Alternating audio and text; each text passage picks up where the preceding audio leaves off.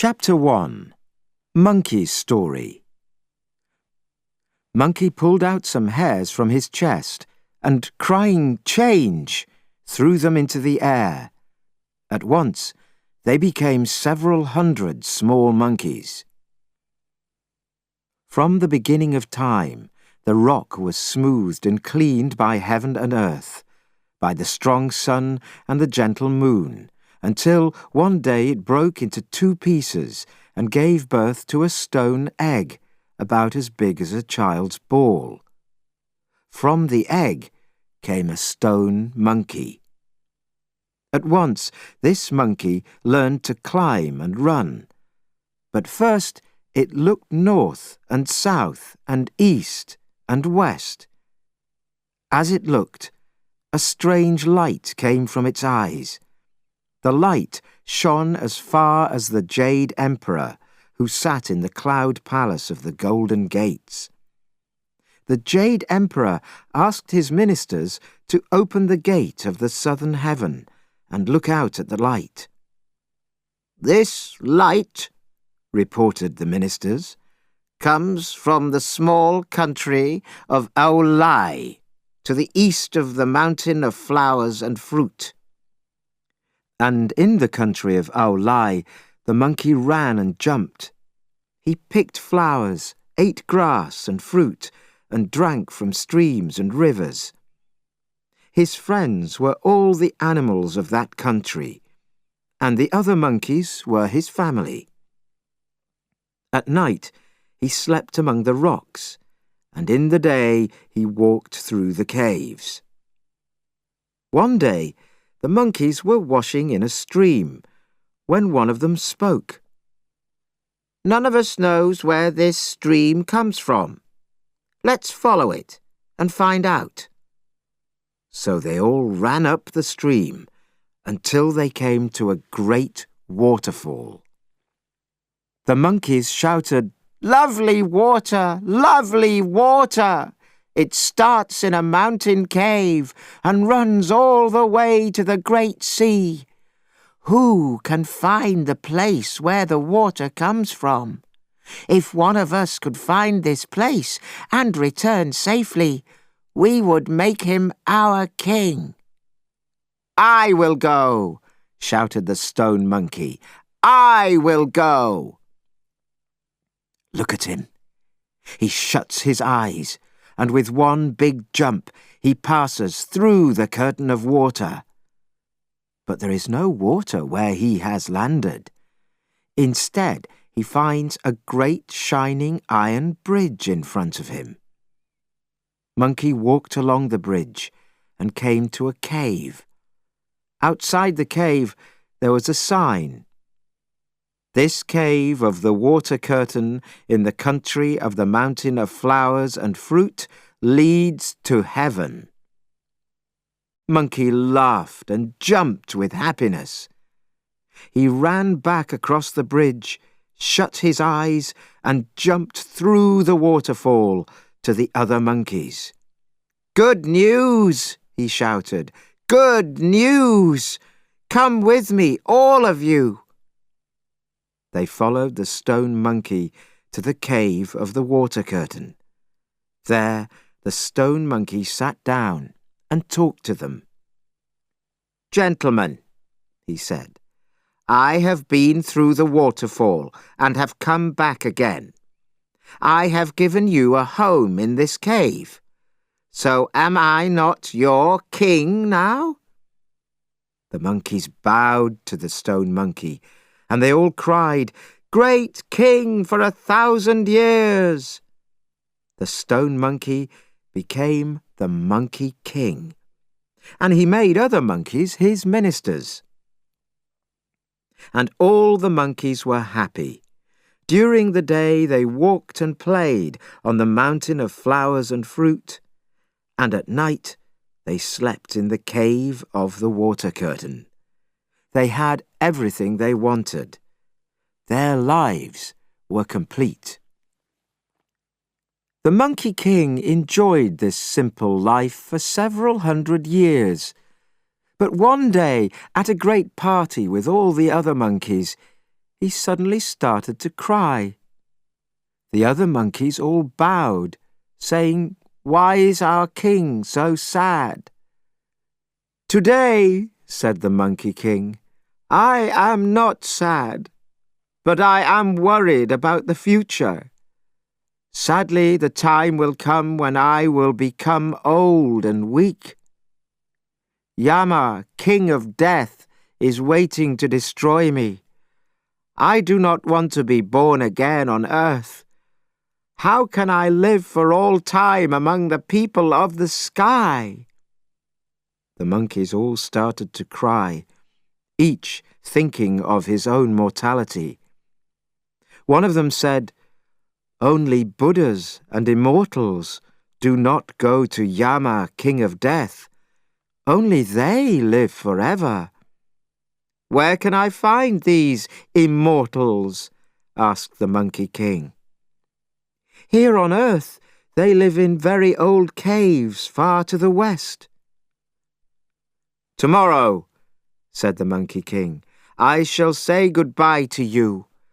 I shall go down the mountain and travel to the end of the world. I want to learn to live for all time and to escape from death." Next morning, he walked to the sea and sailed in a boat to the borders of the southern world. There he climbed out onto the beach, and then he walked and walked through towns and cities to the west. On the way, he learned to wear clothes and to behave like a human. But he met humans who wanted only to be rich and famous. He met nobody who worried about his mortality. One day, he came to the Western Ocean, where he built another boat. Then he sailed to the Western Continent, where he saw a very high and beautiful wooded mountain. At the top of the mountain was the cave of the Moon and 3 Stars, where the immortal Subodhi lived. Monkey at once bowed and touched the ground with his head 3 times. "Where do you come from?" asked the immortal. "I am from the cave of the water curtain," said Monkey, "on the mountain of flowers and fruit, in the country of Ao-lai." "That is impossible," shouted the immortal. "Between there and here are 2 oceans and the whole of the southern continent. You are lying." "I have sailed across the oceans and walked over the continents for more than 10 years, said Monkey. "At last I have reached here." Monkey told the immortal how he had come from a magic stone. The immortal thought that Monkey was a natural product of heaven and earth, so he agreed to teach him. Monkey jumped up and down with happiness. Day after day, he and the other students learned to speak and behave correctly. They learned to write well and to study the scriptures.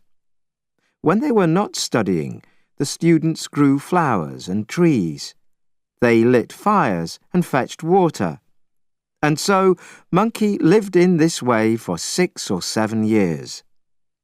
Finally, the immortal sent for Monkey late one night because he wanted to teach him the way of long life.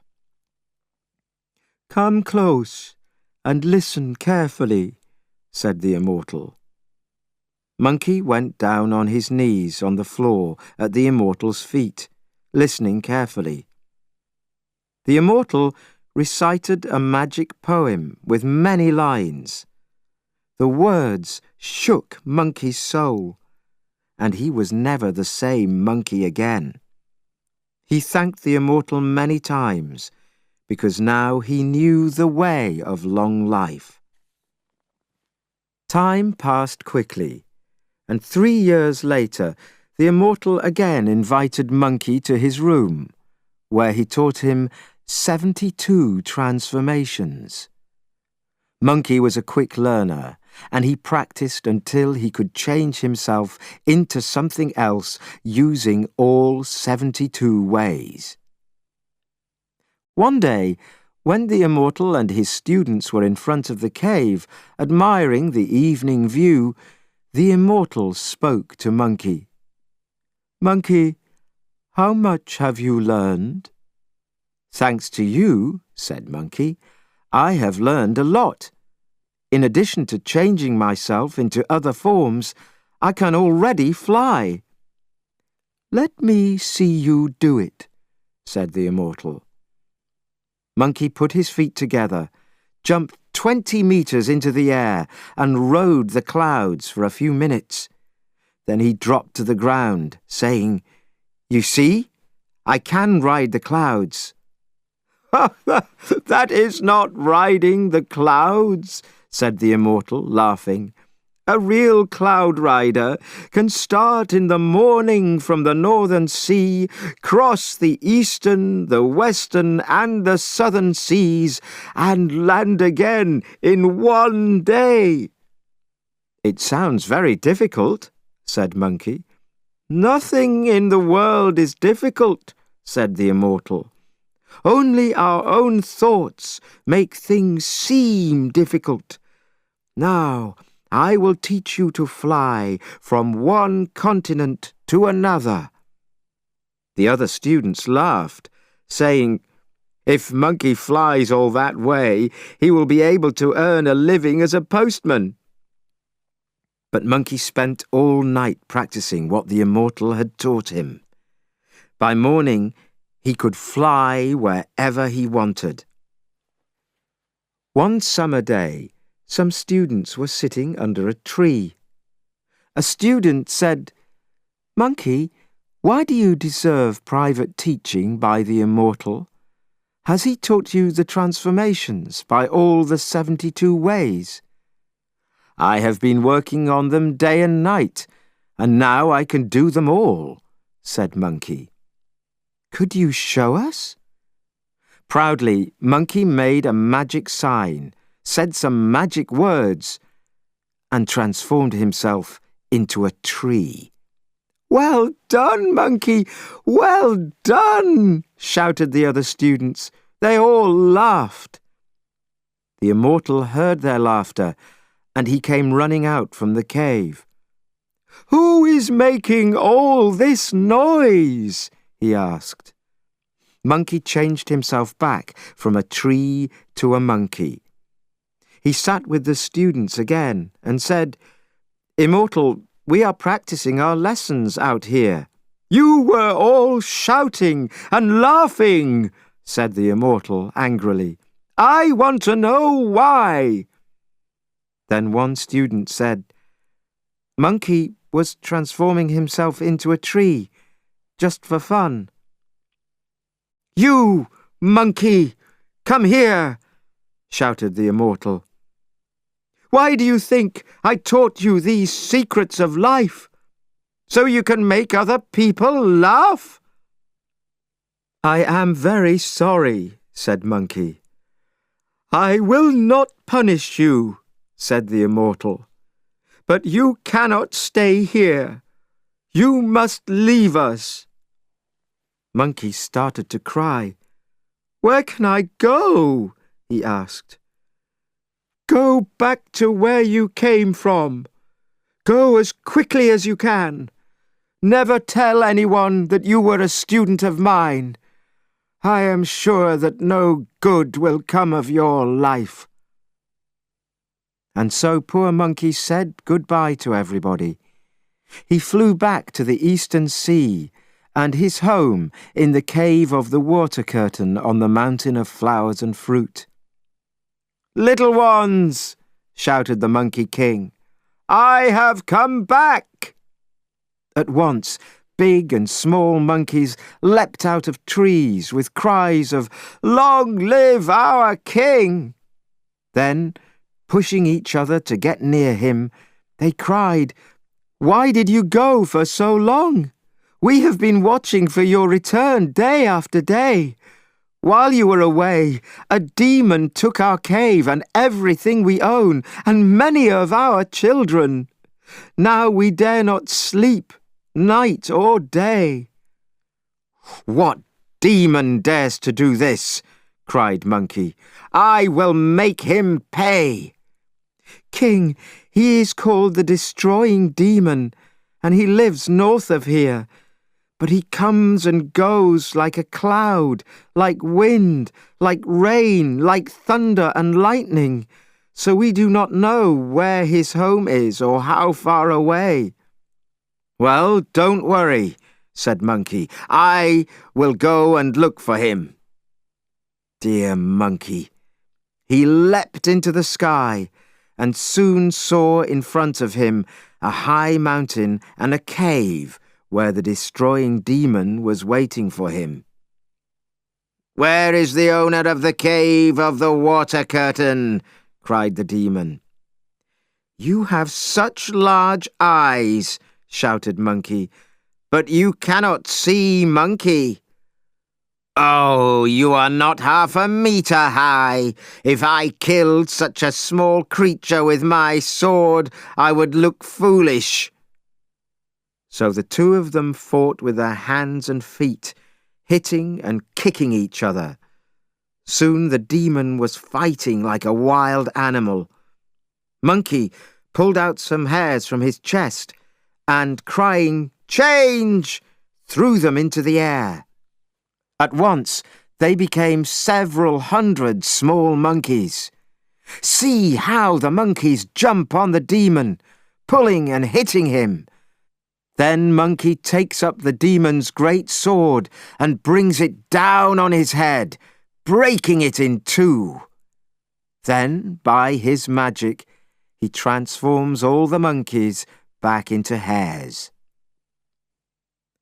When Monkey returned home to the cave on the mountain of flowers and fruit, he brought the great sword of the Destroying Demon, and he amused the other monkeys by teaching them to make weapons of wood. Then, one day, the Monkey King called all the other monkeys to him. "All this," he said, pointing to their wooden weapons, "is only a game. We cannot defend ourselves from a real enemy with these." "We know a city that is full of soldiers. They must have plenty of weapons," the others said. They quickly told Monkey where it was. "Stay here and amuse yourselves," Monkey said. "I will see what I can do." Dear Monkey! Using his magic, he flew to the city, and with his breath blew such a strong wind that all the people locked themselves indoors. This was his chance. He found where the weapons were kept, kicked down the door, and changed his hairs into thousands of small monkeys who took the weapons. Carried on a magic wind, they were soon back at the cave. The monkeys learned to use the weapons, and all sorts of wild animals and demon kings began to call Monkey their king. But Monkey found his own weapon too heavy, so he went to the dragon of the Eastern Sea in search of something lighter. The Dragon King welcomed him to the palace with his dragon children, dragon grandchildren, and fish soldiers. Monkey made his request, and a fish soldier brought out a great sword. Too heavy," said Monkey. More fish soldiers brought out an enormous fork. "Oh, too light," said Monkey. The dragon mother and her daughter came from a back room in the palace and suggested their magic iron cudgel. The gods used it when they decided how deep the rivers and the seas should be, said the Dragon King. He agreed that Monkey should have it. When it was brought, Monkey saw that it was a thick piece of iron 6 meters long. He used his magic to bring it down to less than a metre. Then he waved it over his head, striking terror into everybody in the room. But now he demanded something to wear to go with the weapon, and this was too much. A pair of cloud-stepping shoes, a cap of red gold, and a coat of light metal were brought to him. But the angry Dragon King also sent for his brothers from the southern, northern, and western seas, and told them about Monkey's many requests. The dragon of the south was angry. "Put him in prison!" he cried. "No, no," warned the Dragon King. "We cannot go near him now. If he touches us with that iron cudgel, he will kill us. Let him keep the clothes. We will complain to heaven, and heaven will punish him." Monkey took the clothes, but he knew that they were going to complain about him. Soon after that, the Jade Emperor received the complaint from the Dragon of the Eastern Sea. "How long," the Jade Emperor asked his ministers, "has this monkey existed, and why does he behave like an immortal?" "In the last 300 years he has learned a lot," said a minister. "Let's give him work here in heaven, where we will be able to watch him." This suggestion pleased the Jade Emperor, and a minister was sent to bring Monkey to heaven. Monkey tidied his clothes, told the older monkeys to look after the younger ones, and followed the minister to heaven. "I am going to give you a job," said the Jade Emperor to Monkey. "You are going to look after the apple garden." Monkey was very happy and ran to the apple garden to start work. He was told that on the outer side of the garden were special apples. They were ready to eat once in 3,000 years. If you ate one of these, you would become wise, with strong arms and legs and a light body. In the middle were trees with apples that were ready to eat once in 6,000 years.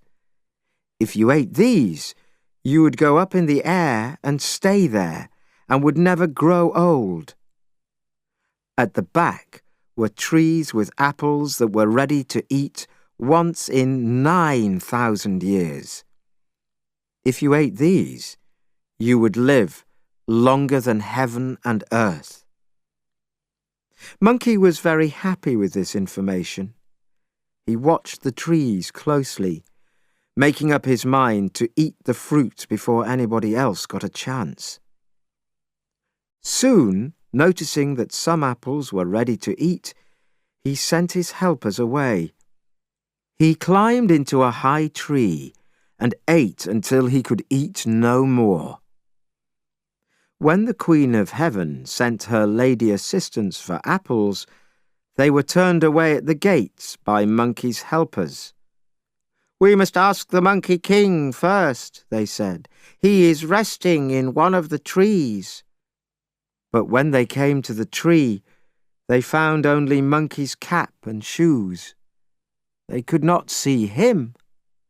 In fact, Monkey had made himself 5 centimeters long and was asleep under a leaf. The Queen of Heaven's lady assistants picked 3 basketfuls from each of the first 2 groups of trees. When they came to the third, they found just 1 apple. When one of the ladies tried to pick it, Monkey woke up. At once he changed back to his true size. "Who are you?" shouted Monkey. The lady assistants went down on their knees. "Monkey King, don't be angry. We were sent by the Queen, and we could not find you. Please forgive us." "Get up from your knees," said Monkey, his voice full of kindness. I have heard that the Queen of Heaven is having a banquet. Can you tell me who is invited?" Monkey was told that all the immortals, emperors of the four quarters, and gods of the seas and hills would be there. He immediately asked, "Will I be invited?" "I have not heard," said one of the lady assistants. "We do not know." "Quite right, ladies," said Monkey. "Just wait here while I go and see." Dear Monkey. He recited some magic lines, crying, "Stay, stay, stay." The lady assistants were suddenly unable to move, while he went off on his magic cloud. No one had arrived at the banquet yet, but Monkey could smell the food and wine. He sent the servants to sleep by magic. Look at them! How their hands fall to their sides, their heads drop onto their chests, their eyes close. Monkey then took some of the finest and best of the food and drank glass after glass of wine, until he was quite drunk. "Bad, bad," he thought to himself. "I will certainly get into trouble, so I will go home and sleep." But it was too late for that. Back at the apple garden, the Queen's ladies were finally saved. They reported that the Monkey King had eaten many of the biggest apples and had now disappeared. When the great goddess Kuan Yin arrived for the banquet, she found half the food eaten and all the wine gone. When the servants were woken, they explained that the Monkey King had sent them to sleep. That was the last time they had seen the food and the wine. The Jade Emperor was informed, and he sent heavenly soldiers to find Monkey. Monkey was burned in fire for 9 days, and at the end of it his eyes were red, but he was still alive. He was attacked with swords, and the gods of thunder threw thunder at him, but nothing could destroy him. In the end, hearing of this situation, the great Buddha himself arrived and called Monkey to him. "How long ago," he asked him, "did you try to become an immortal and learn the things that make you dare behave like this?" Monkey at once recited, "Born of earth and sky, I am a magic immortal. I am an old monkey from the mountain of flowers and fruit. In the cave of the water curtain, I work and laugh and play. I found a friend and teacher who taught me the great secret. I made myself perfect in the ways of immortality. I learned transformations without limit or end. I tired of the narrow world of men and lived in the jade heaven. But why should heaven's palace have only one emperor? On earth, king follows king, as the strong bow to the stronger. Only a hero fights with the gods of gods." That was what Monkey recited. Buddha laughed. "But you are only a monkey spirit," he said. "The Jade Emperor has been making himself perfect for countless years. How can you hope to take his place and become emperor yourself? You are only an animal that looks half human. Talk no more of this." "Why should he be emperor for all time? Tell him to go and to give me my chance," said Monkey. "That is all I ask.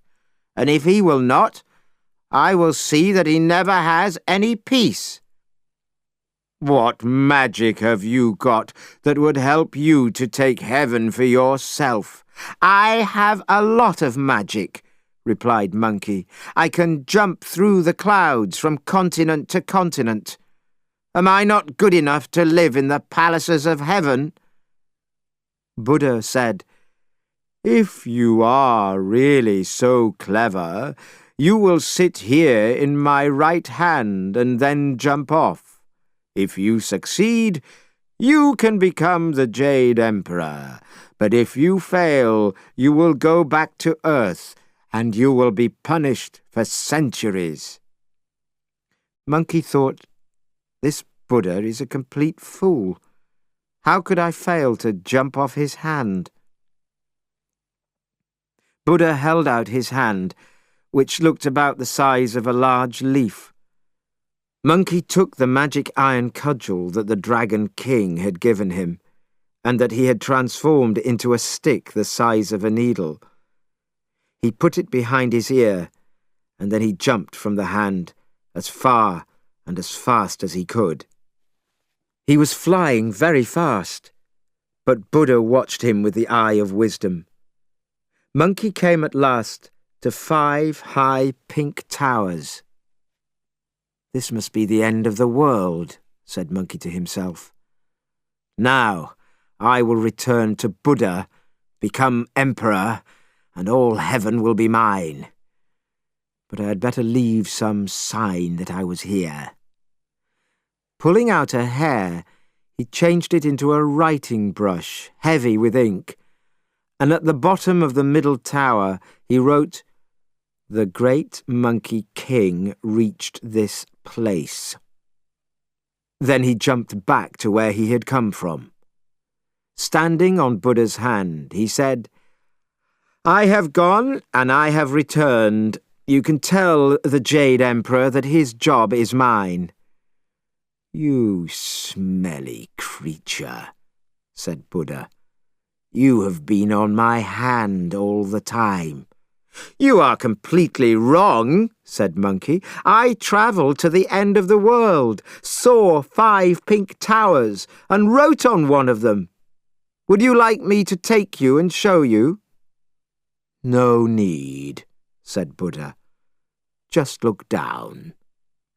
Monkey looked down, with his eyes still red from the 9 days of fire. There, at the bottom of the middle finger of Buddha's hand, he saw the words, "The great Monkey King reached this place." Monkey could not speak, and his red eyes opened wide in surprise. At last he said, "Impossible! Impossible! I wrote that on a tower going high into the sky. How did it get on the Buddha's finger? It is magic. I shall go back to look." Dear Monkey. He was preparing to jump again when Buddha pushed him out of the western gate of heaven. As he did, he changed his 5 fingers into metal, wood, water, fire, and earth. They became a mountain, which pressed poor Monkey down with its great weight. The name Mountain of Metal, Wood, Water, Fire, and Earth was written on a large rock on the mountain. Under the mountain, there was enough air for Monkey to breathe, but no opening which Monkey's head or hand could squeeze through.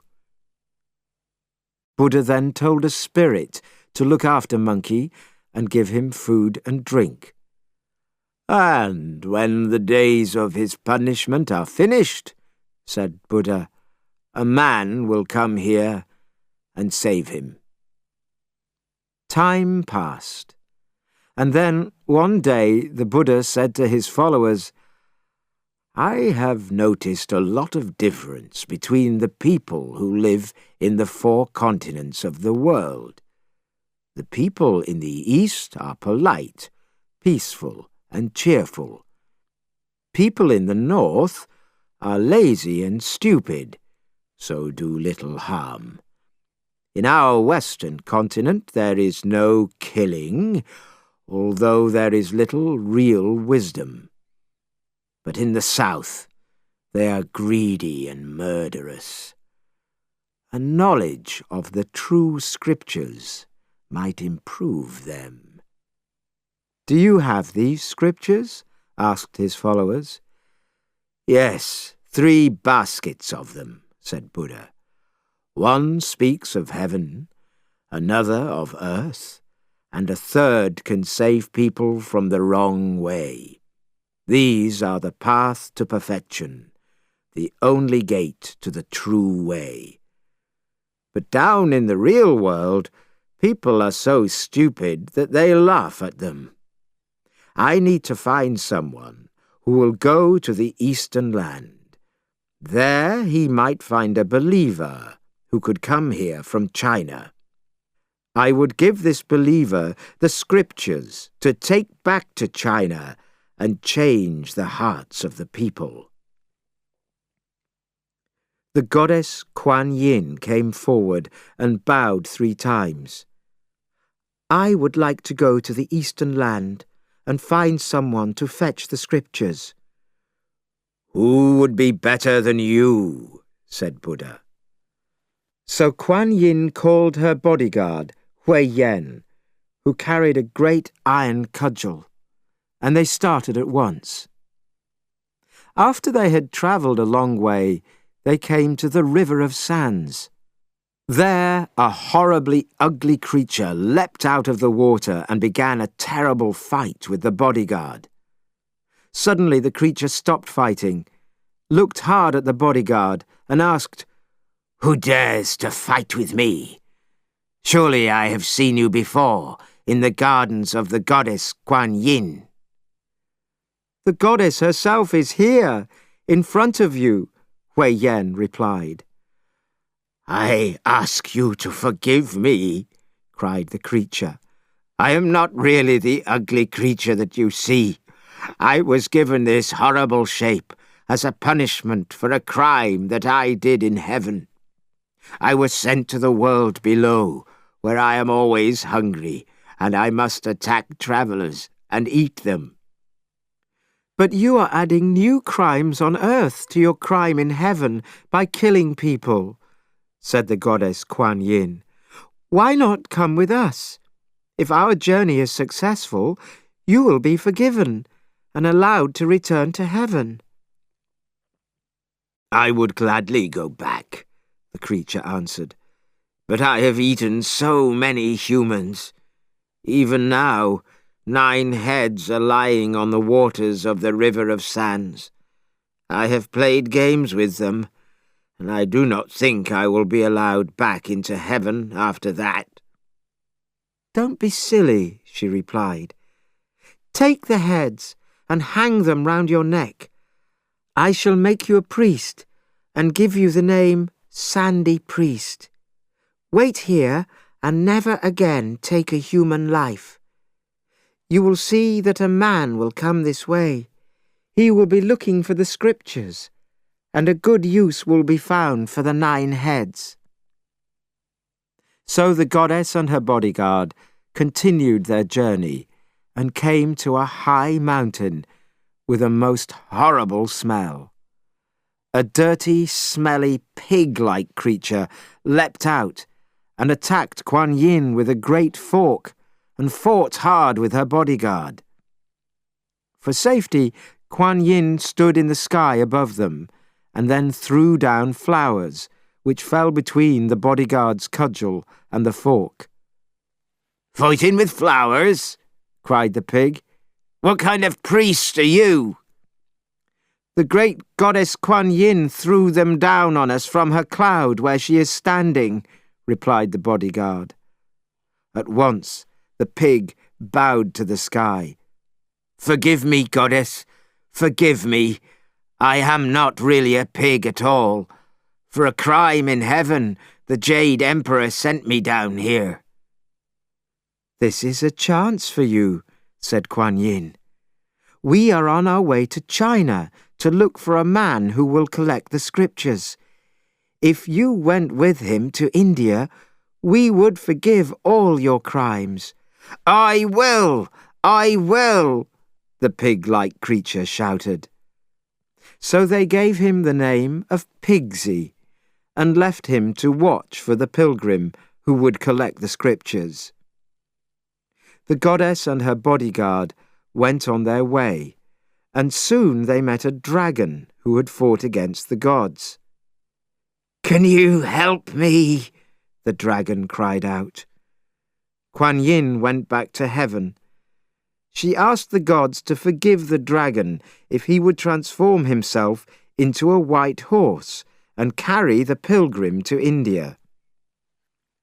Continuing their journey, the goddess and her bodyguard suddenly saw a mountain covered in magic fog and lit by golden light from heaven. They recognized it at once as the mountain which covered the Monkey King. Kuan Yin looked sad and recited, "Long ago he was purposelessly brave. In his blackness of heart he spoiled the heavenly apple banquet and tried to take the place of the Jade Emperor. Will he ever again be free and win back his name?" Then came a voice from inside the mountain. "Who is reciting a list of my crimes?" Kuan Yin found the spirit who looked after Monkey. This spirit led her to Monkey's prison under the mountain, which was a kind of stone box. Monkey looked out through a thin opening with his red eyes and cried, "You are the goddess Kuan Yin. Why have you come here? Buddha tricked me, and I have sat in this little box for 500 years. But I'm very sorry for the things I have done, and now I want to do good in the world." Kuan Yin was very happy. "Just wait quietly here until I return with my pilgrim, and he will save you," she said. And so they left Monkey and went on to the east to find the pilgrim.